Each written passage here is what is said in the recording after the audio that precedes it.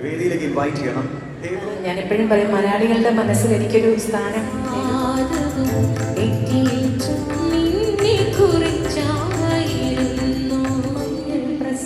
കഴിഞ്ഞൊരു ദശാബ്ദം കൊണ്ട് മലയാളി യുവതയുടെ ഹരമായി മാറിയ